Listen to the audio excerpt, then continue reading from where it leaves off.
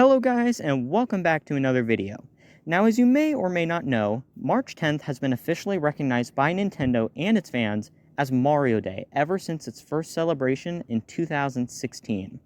And because Mario Day 2025 is in just a matter of days, I have determined to predict this year's big announcement, especially because it's Mario's 40th anniversary, by looking back on Mario Day 2024's confirmation of an exciting sequel project in the works.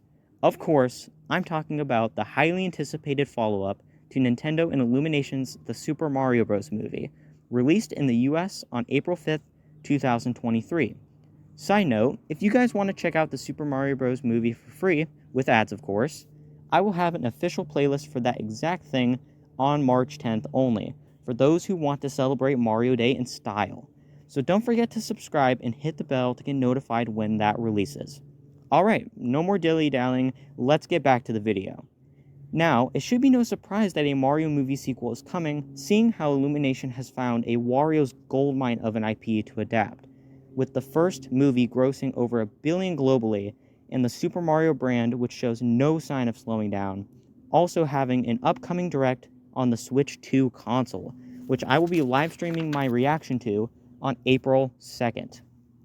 But speaking of the totally clever usage of Wario from the name of one of his Mario Kart tracks, I believe this anti-hero version of Mario, as well as Luigi's evil counterpart, Waluigi, will appear in the sequel.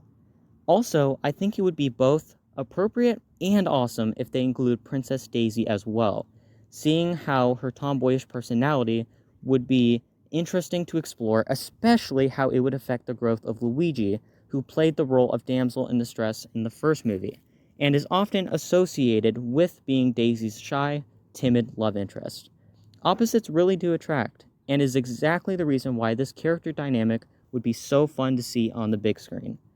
Certainly, these three characters make sense to introduce to the sequel because it would help broaden Mario's world, as quoted by Toad's voice actor Keegan-Michael Key in an interview.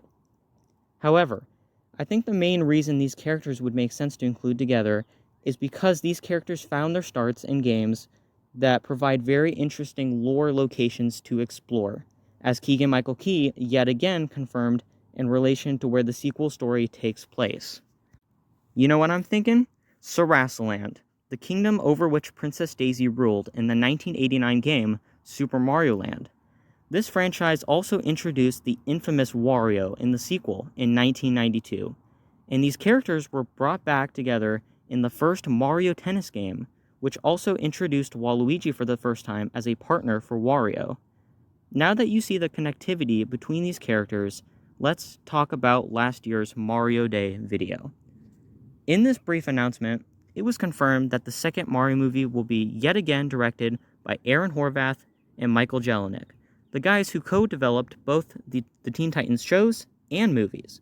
It was also stated by Chris Meledandri, the CEO of Illumination, that the sequel was undergoing storyboarding and creative set designs, promising that a lot of attention would be spent on these things in order to make the movie full of Easter eggs and fun for everyone.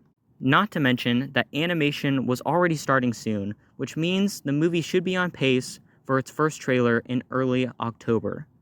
Of course, you can't have a Nintendo announcement without Shigeru Miyamoto, who went on to say how the movie will be the aforementioned broaden in scope and have a, quote, a bright and fun story. Seemingly, the story will likely follow story beats of Super Mario World, since Yoshi was the post-credit scene of the first movie. However, there is so much that they can pull the story and characters from that we will not be able to see the direction that the movie's heading until the voice cast is hopefully announced this Mario Day. Speaking of which, let's quickly talk casting. If the first movie told us anything, it's that celebrities are the name of the game when it comes to voice acting. Chris Pratt as Mario, Anya Taylor-Joy as Princess Peach, Jack Black as Bowser, and Seth Rogen as Donkey Kong, to name a few of the totally not controversial cast.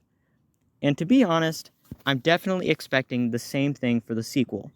If I had to cast Wario, Waluigi, Daisy, and Yoshi in that order, I'd probably bet on Pedro Pascal, Nicolas Cage, Maya Hawke, since Zendaya likely wouldn't have time because of her 2026 schedule, and Vin Diesel himself as Yoshi, because why not? But regardless of whoever voices these characters, one thing is certain.